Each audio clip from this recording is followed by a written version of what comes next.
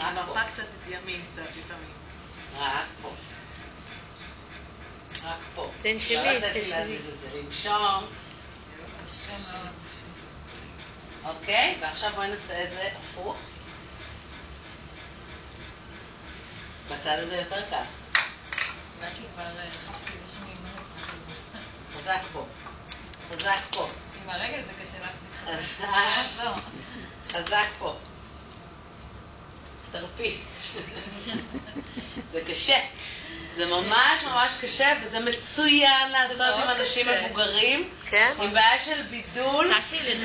אתם לא יודעים כמה. כי אצל ילדים אולי יש משהו קצת... אני רוצה, יאללה, תנסו אחד על השני, מה קורה לכם? עם ילדים יכול להיות שיהיה להם קשה להבין ולשלוט. נכון, לכן זה מיועד יותר טוב. ההוראה. תקבצי יד ורגל ימין, חזק ביותר. אבל איך, מה זאת אומרת? את מרגישה את השרירים. חזק. חזק, חזק, שאי אפשר יהיה לקבל את הברך הזאת, אבל את זה לא. רק את זה. ואת זה לא. לא, ממש לרפות את זה ואת הצד השני, יופי. תרפי. פה לא, פה לקבץ. לקבץ, פה. תנשמי. בלי לעשות זה כבר נראה קשה. תנשמי. צד שני.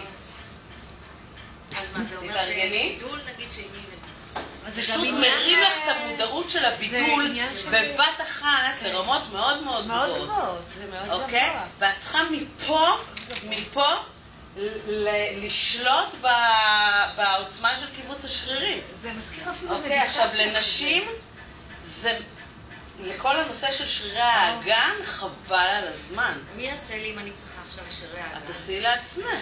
זה כמו במדיטציה.